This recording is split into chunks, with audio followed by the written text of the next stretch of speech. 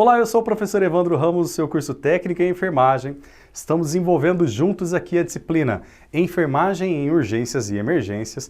Nesta aula vamos abordar o capítulo 11 do seu material, onde fragmentamos em duas partes. Então nessa aula vamos falar a parte 1, na próxima aula a parte 2, ok?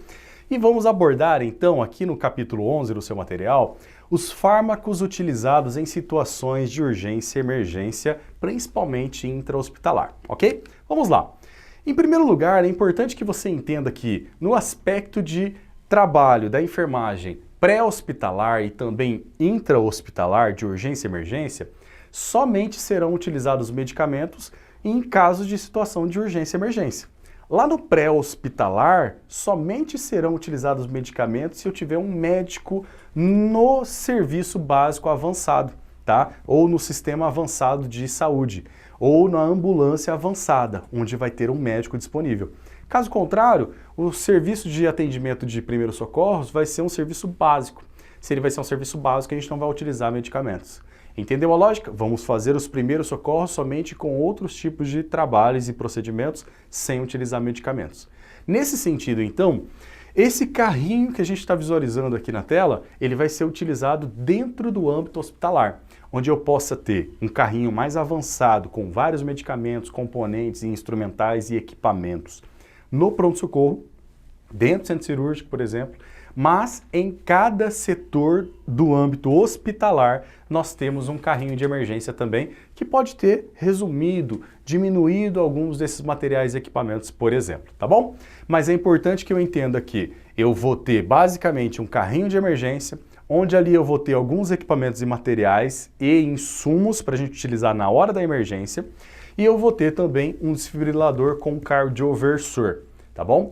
Que às vezes o paciente ele precisa, dependendo da fibrilação que ele esteja acontecendo, ou da arritmia, ou da alteração elétrica que o coração esteja sofrendo, ele vai precisar de uma desfibrilação, ou talvez ele precise de uma cardioversão, ok? E nessa diferenciação é óbvio que o médico ele vai fazer a cardioversão ou ele vai fazer a desfibrilação, tá bom?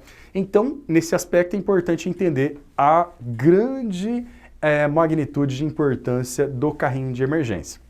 Outra situação importante aqui é que no carrinho de emergência ele tem que ter chave, porque ali vão ter medicações que também são medicações psicotrópicas, ok? O que significa isso, professor? São medicamentos controlados até mesmo pela Polícia Federal. E são medicamentos, óbvio, que levam a grande dependência do usuário. Nesse sentido, então, nós temos um controle bem rígido dentro das instituições de saúde. Então, óbvio, esse carrinho de emergência ele não vai estar de acesso disponível para qualquer pessoa, não. Ele vai estar sempre trancado e, obviamente, essa chave vai estar com a equipe do plantão que está ali ao lado desse carrinho sempre, tá bom? Para, obviamente, numa eventualidade, precisar abrir o carrinho, a pessoa que tem a chave, ela está ali do lado, tá bom? Vamos lá. Em relação então ao carrinho de emergência, ele literalmente era um armário com rodas, pequeno, literalmente, indispensável que contém equipamentos e materiais para o uso em situações de urgência e emergência. Bom, com base nas necessidades do paciente, são literalmente propostos a padronização desses carrinhos de emergência. Então existe uma padronização geral, mas cada instituição pode movimentar ou alocar um pouco mais ou um pouco menos, ou não alocar alguns instrumentais e medicamentos, ok? Objetivando então homogeneizar literalmente o conteúdo da quantidade de material, ok? Em setores em que se deve ter literalmente o carrinho de emergência são as unidades de internação, todos os setores têm que ter o seu carrinho. Se esse setor for muito grande, ele vai ter que ter mais de um carrinho, ok? Porque pode acontecer de ter, obviamente, um setor que tenha 100 leitos e aí 100 pacientes internados e 2 pararem ao mesmo tempo, por exemplo, tem parada cardíaca ao mesmo tempo. Aí não tem como utilizar um carrinho em 2 pacientes. Aí eu vou ter, obviamente, 2 carrinhos, por exemplo. Pronto-socorro, unidade de terapia intensiva são outros setores, a unidade coronariana, onde vai atender literalmente os pacientes que têm algum tipo de processo coronariano, centro cirúrgico, unidade ambulatorial, hemodinâmica, ou seja, entre vários outros setores da unidade hospitalar, cada setor precisa ter o seu carrinho, talvez mais de um, ok? A quantidade de drogas e equipamentos e insumos deve ser estipulada conforme a necessidade e a rotina daquela instituição. Então aqui nós vamos mostrar o que é mais geral. Pode ser que em alguma instituição tenha além do que vamos falar aqui, por exemplo, ok? O que deverá então ter no carrinho? Via de regra, mas pode ter instituição que tenha menos ou tenha mais. Uma tábua de compressão torácica, ok? Porque no momento que o paciente tiver uma parada cardíaca, nós vamos colocar uma tábua embaixo do tórax para poder fazer a massagem cardíaca mais efetiva, ok? Outra questão, desfibrilador com cardioversão e um monitor também para fazer a monitorização cardíaca desse paciente para saber literalmente o estado de necessidade ou também de empenho elétrico que esse coração esteja atuando. Na primeira gaveta, aí nós temos questões de diferenciação em relação às gavetas, tá?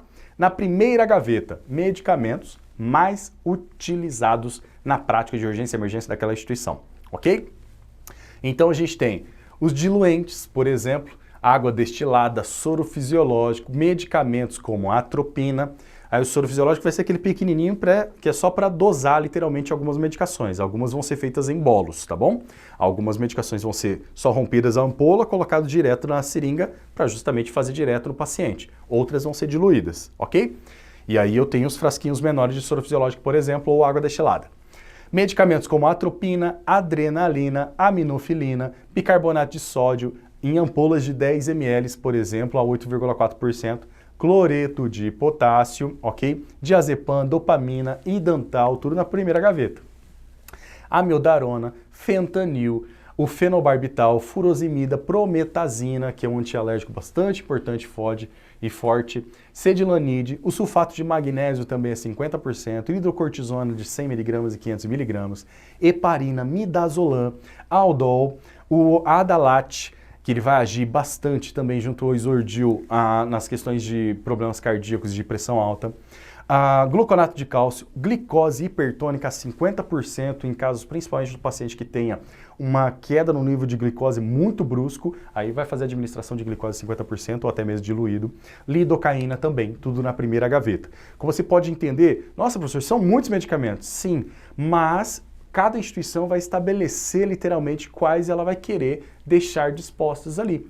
Tem alguns medicamentos que são psicotrópicos, por exemplo, para atuar em crises convulsivas graves ou também até mesmo em ataques psíquicos ou psiquiátricos. Então, dependendo da instituição, ela pode ter ou não esses medicamentos, ok? Segunda gaveta, os materiais específicos para intubação orotraqueal. Então, nós vamos ter, por exemplo, o ressuscitador manual, o AMBU, né? Pode ter um ou dois tamanhos, tá bom? Os tubos endotraqueais para fazer a intubação, o fio guia também vai estar ali disponível, as lâminas do laringoscópio de vários tamanhos também que são importantes, a reta, a curva de tamanhos diferentes, a pilha literalmente, esse laringoscópio ele sempre está testado, que à medida que eu monto ele e armo ele literalmente para o médico utilizar, ele aciona uma lanterna, para poder obviamente o médico visualizar a traqueia e, obviamente, fazer a intubação de maneira mais adequada ali no fundo da garganta. Cânula de Guedel também em diferentes tamanhos, máscara descartável, óculos de proteção individual para o médico também utilizar na hora da intubação, que é bastante importante, e cadarço para fixação desse tubo. Tudo está na segunda gaveta, ok? Cânulas de traqueostomia de todos os tamanhos, porque talvez seja necessário fazer uma traqueostomia ali na hora de emergência. Eletrodos também para monitorização, colocar os eletrodos para colocar o monitor cardíaco nesse paciente e também um umidificador, tá? Os dispositivos para o umidificador.